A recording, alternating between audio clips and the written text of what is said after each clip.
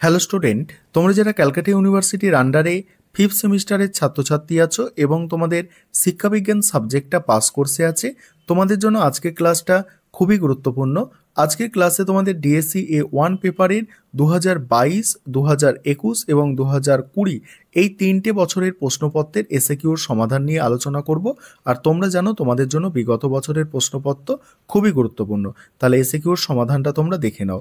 প্রথমে দেখো 2022 সালের প্রশ্ন, শান্তি শিক্ষার ধারণাটি পরিস্ফুট করো অর্থাৎ শান্তি শিক্ষা ধারণা কাকে বলে বা শান্তি শিক্ষা কি? শান্তি শিক্ষা হলো এমন একটি শিক্ষা ব্যবস্থা যা ব্যক্তি ও সমাজের সংহতি, সমতা, ন্যায় বিচার, সহযোগিতা এবং শান্তিপূর্ণ সহাবস্থানের মূল্যবোধ বিকাশে সহায়তা করে। পরের প্রশ্ন আছে, শান্তি শিক্ষার পরিধির দুটি ক্ষেত্র উল্লেখ করো।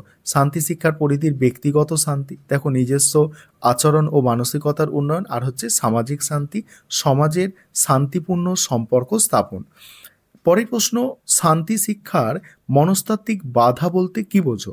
শান্তি শিক্ষার মনস্তাত্ত্বিক বাধা হলো নেতিবাচক মানসিকতা, যেমন ঘৃণা, প্রতিহিংসা, বিদ্বেষ এবং ভয়, যা শান্তি প্রতিষ্ঠায় বাধাগ্রস্ত করে। পরের প্রশ্ন আছে, সন্ত্রাসবাদ বলতে কি বোঝায়? সন্ত্রাসবাদ হলো সংগঠিত হিংস্র কার্যকলাপ যার মাধ্যমে ভয়, আতঙ্ক এবং বিশৃঙ্খলা সৃষ্টির মাধ্যমে রাজনৈতিক, ধর্মীয় বা আদর্শগত লক্ষ্য অর্জনের চেষ্টা করা হয়। পরের প্রশ্ন আছে, শান্তি শিক্ষার জন্য প্রয়োজনীয় বিদ্যালয়ের যে কোনো দুটি কার্য উল্লেখ করো। অ্যান্সারটা হচ্ছে দেখো 1 নম্বর পয়েন্ট হচ্ছে সহমর্মিতা ও সহযোগিতার উপর ভিত্তি করে দলগত কার্যক্রম আয়োজন। 2 নম্বর হচ্ছে শিক্ষার্থীদের জন্য অহিংস সমাধান ভিত্তিক বিতর্ক ও আলোচনা আয়োজন। পরের প্রশ্ন, পাক্ষবিক হিংস্রতা কাকে বলে? পাক্ষবিক হিংস্রতা বলতে কোনো ব্যক্তি বা গোষ্ঠীর উপর অন্যায় আচরণের প্রতিক্রিয়া ঘটে যাওয়া হিংস্র কার্যকলাপকে বোঝায়।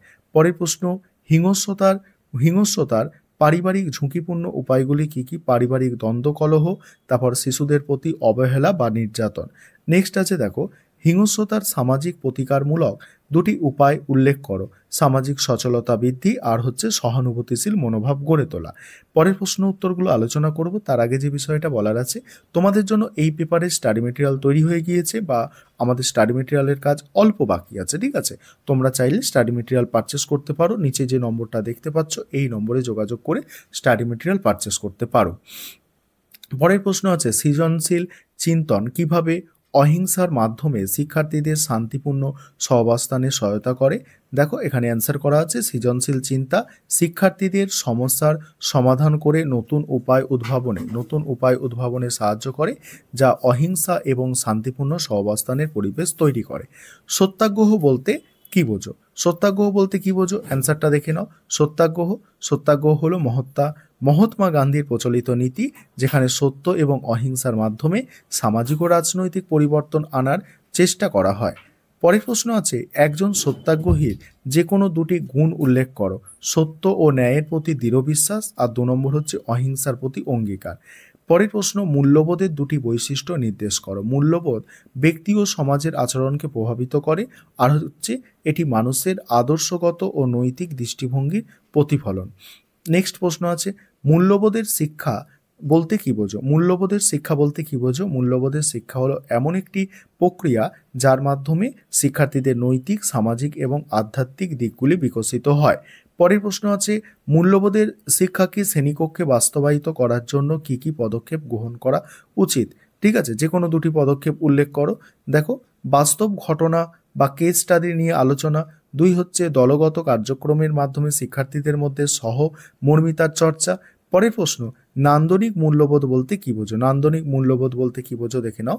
নান্দনিক মূল্যবোধ হলো সৌন্দর্য, সৃজনশীলতা এবং শিল্পের প্রতি মানুষের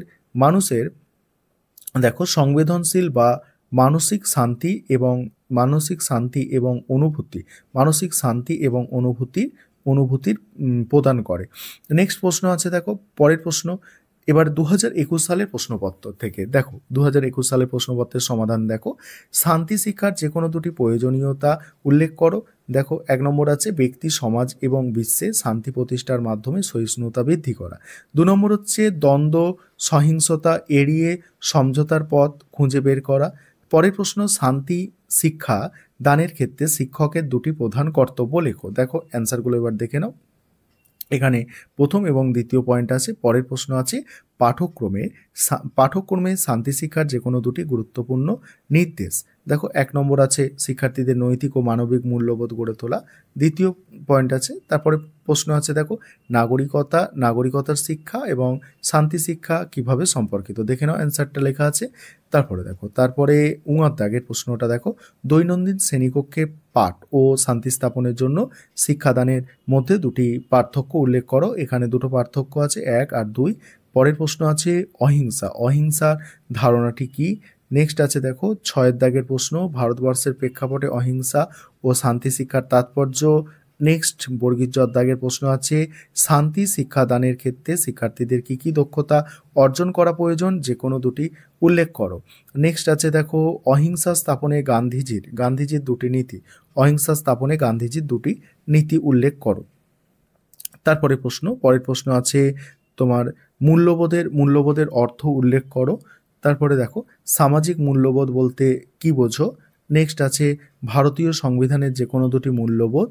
পরের প্রশ্ন দেখো দ্বন্দ্বের 2টি ইতিবাচক দিক উল্লেখ করো, ইতিবাচক দিক। তারপরে দ্বন্দ্ব নিরসনের যে কোনো 2টি কৌশল উল্লেখ করো। পরের প্রশ্ন আছে শিক্ষার্থীদের মধ্যে দ্বন্দ্ব হ্রাস করার জন্য যে কোনো 2টি ব্যবস্থা উল্লেখ করো। পরের প্রশ্ন ইউনেস্কোর সংজ্ঞা অনুসারে শান্তি শিক্ষা কাকে বলে। নেক্সট আছে দেখো নেক্সট আছে ক্ষয়ের দাগের আমাদের সংবিধান অনুসারে শান্তি রক্ষার সংস্কৃতির উদ্দেশ্য উল্লেখ করো। পরের প্রশ্ন হচ্ছে শান্তি শিক্ষার যে কোনো 2টি উদ্দেশ্য। দেখো পরের প্রশ্নগুলো আমি স্ক্রল করে তোমাদের দেখাচ্ছি, দেখে নাও একটু, আর তোমাদের সুবিধা মতো স্ক্রিনশট করে নাও। আবারও বলছি তোমাদের স্টাডি মেটেরিয়াল কিন্তু তৈরি হয়ে গিয়েছে।